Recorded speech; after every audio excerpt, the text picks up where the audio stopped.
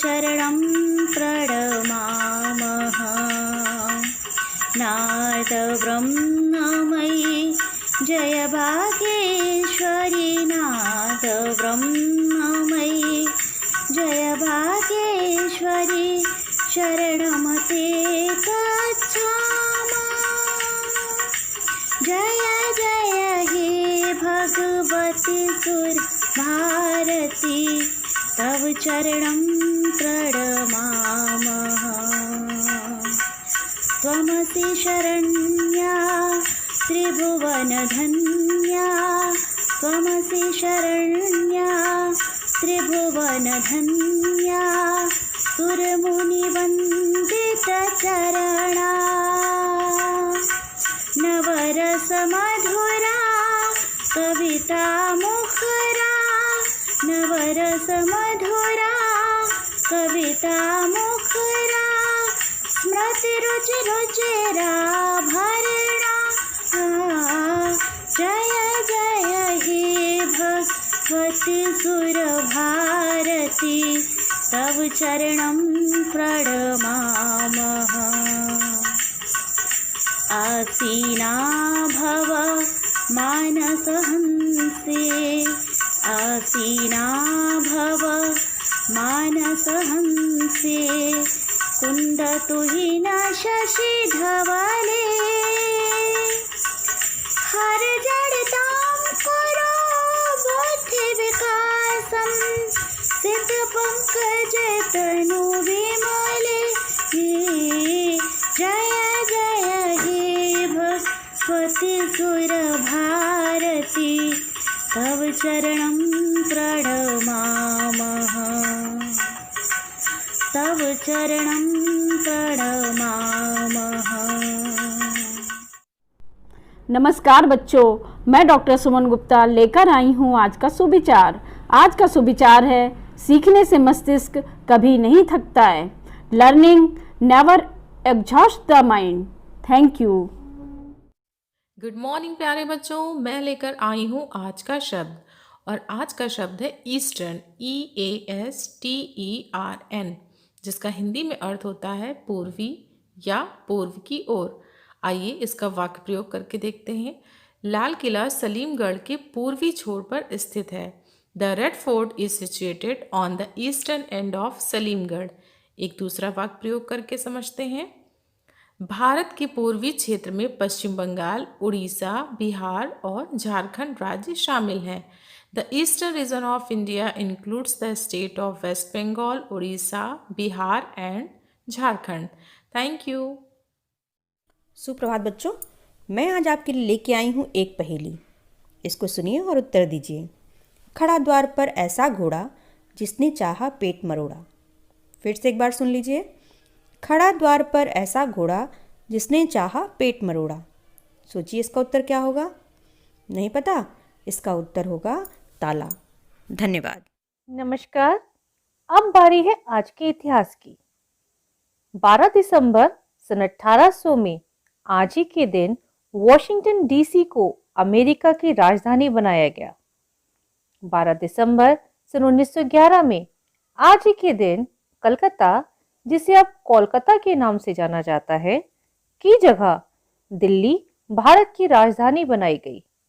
उस समय भारत के शासक किंग जॉर्ज पंचम ने 12 दिसंबर 1911 में दिल्ली दरबार में इसकी आधारशिला रखी थी। बाद में British architect sir Herbert baker और सर एडविन लुटियंस ने नए शहर की योजना बनाई थी। आज के लिए बस इतना ही, फिर मिलेंगे। धन्यवाद। नमस्कार। 12 दिसंबर को स्वदेशी दिवस के रूप में मनाया जाता है। 12 दिसंबर सन 1930 को लोकमान्य बाल गंगाधर तिलक और महात्मा गांधी के स्वदेशी आंदोलन और बहिष्कार आंदोलन से प्रेरित महाराष्ट्र के बाबूकेनु विदेशी वस्तुओं और कपड़ों से भरी लॉरी को रोकते हुए शहीद हो गए थे और स्वदेशी आह्वान के लिए प्रथम बलिदानी होने का गौरव प्राप्त किया। तभी से इस दिन को स्वदेशी दिवस के रूप में याद किया जाता है। धन्यवाद। नमस्कार। आज की प्रश्नोत्तरी। प्रश्न 1, विश्व की सबसे लंबी नदी कौन सी है? अफ्रीका की नील नदी विश्व की सबसे लंबी नदी है। यह 6,650 किलोमीटर अर्थात 4,132 मील लंबी है। प्रश्न 2, विश्व की सबसे चौड़ी नदी कौन सी है? अमेरिका की अमेजन नदी विश्व की सबसे चौड़ी नदी है। प्रश्न 3, विश्व की सबसे छोटी नदी कौन सी है? अमेरिका की डी नदी विश्व की सबसे छोटी नदी है। प्रश्न नंबर 4, विश्व की सबसे बड़ी झील कौन सी है? रूस की कैस्पियन झील, जिसके वृहद आकार के कारण उसे कैस्पियन सागर भी कहते हैं, विश्व की सबसे बड़ी झील है। प्रश्न 4, विश्व की सबसे गहरी झील कौन सी है? रूस की बैकाल झील मीठे पानी की झील है, जो विश्व की सबसे गहरी झील है। धन्यवाद। सुप्रभात बच्चों, आज मैं आपके लाई हूँ बाल गीत जिसका शीर्षक है मेरा बस्ता। तो फिर गाओ मेरे साथ। मुझसे भारी मेरा बस्ता, हो गई मेरी हालत खस्ता, इसे उठाकर आना मुश्किल, सभी पुस्तकें लाना मुश्किल, कोई टीचर को समझाए, इसको कुछ हल्का करवाए। एक बार फिर से। मुझसे भारी मेरा बस्ता, हो गई मेरी हालत खस्ता, इसे उठाकर आना मुश्किल, सभी पुस्तकें लाना मुश्किल, कोई टीचर को समझाए, इसको कुछ हल्का करवाए। मुझसे भारी मेरा बस्ता, हो गई मेरी हालत खस्ता। धन्यवाद। सुप्रभात बच्चों, आज मैं एक प्यारी सी बाल कहानी लेकर आई हूँ जिसका शीर्षक है समस्याओं से भागे नहीं बल्कि उनका डटकर सामना करें। बच्चों, कहानी इस प्रकार है, सुनो। कौशाम्बी नरेश की महारानी भगवान बुद्ध से घृणा करती थी। एक बार जब भगवान बुद्ध कौशाम्बी आए तो महारानी ने उन्हें परेशान और अपमानित करने के लिए कुछ विरोधियों को उनके पीछे लगा दिया। गौतम बुद्ध के शिष्य आनंद उनके साथ हमेशा रहते थे, जो कि गौतम बुद्ध के प्रति इस खराब व्यवहार देख दुखी हो गए। परेशान होकर आनंद ने भगवान बुद्ध से कहा, हे नाथ, ये लोग हमारा अपमान करते हैं, क्यों ना इस शहर को छोड़कर कहीं और चल दें। बच्चों, भगवान बुद्ध ने आनंद से प्रश्न किया, कहाँ जाएं? आनंद ने कहा, किसी दूसरे शहर जहां इस तरह के लोग ना हों। तब गौतम बुद्ध बोले, अगर वहां भी लोगों ने ऐसा अपमानजनक व्यवहार किया तो? शिष्य आनंद बोला, तो फिर वहां से भी किसी दूसरे शहर की ओर चलेंगे और फिर वहां से भी किसी दूसरे शहर। तथागत ने गंभीर होकर कहा, नहीं आनंद, ऐसा सोचना ठीक नहीं है। जहाँ कोई मुश्किल पैदा हो, कठिनाइयां आए, वहीं डटकर उनका मुकाबला करना चाहिए, वहीं उनका समाधान किया जाना चाहिए।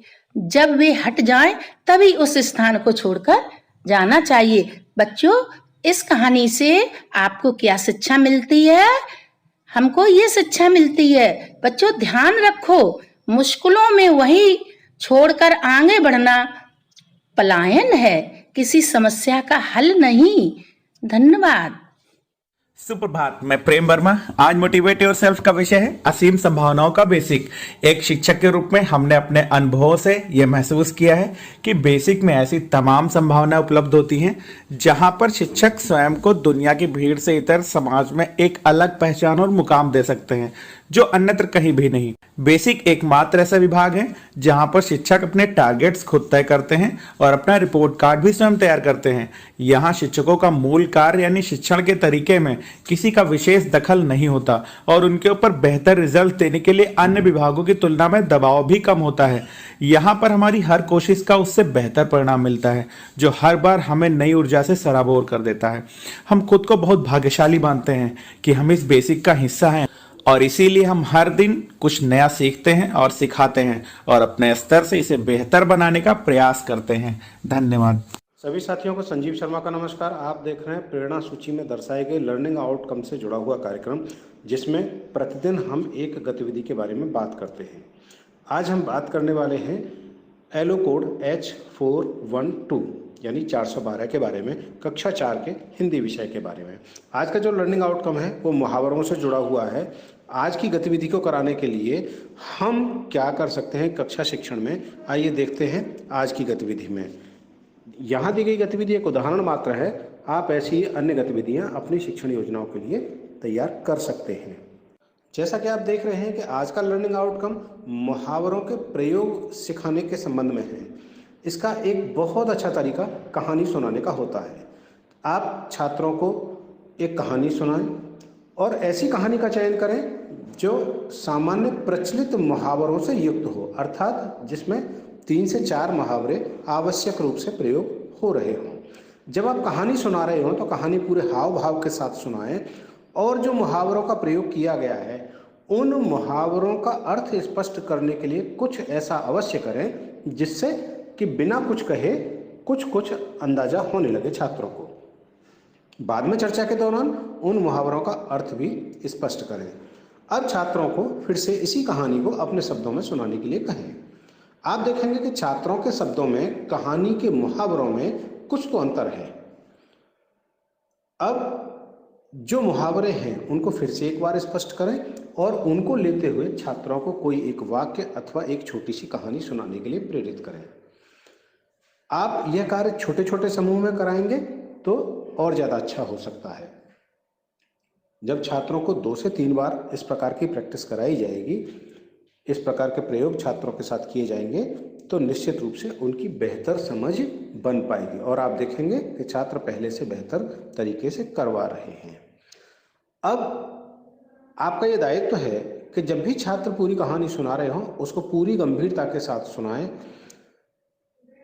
यदि छात्र गलतियां भी कर रहे हैं या बहुत स्पष्ट तरीके से नहीं बता पा रहे हैं तो छात्रों को प्रेरित अवश्य करें। तो इस प्रकार से इस लर्निंग आउटकम को आप प्राप्त कर सकते हैं। हासिल करते रहिए प्रेरणा लक्ष्यों को, कराते रहिए गतिविधियां। हम बनाएंगे प्रेरक प्रदेश उत्तर प्रदेश। जय हिंद, जय श्री।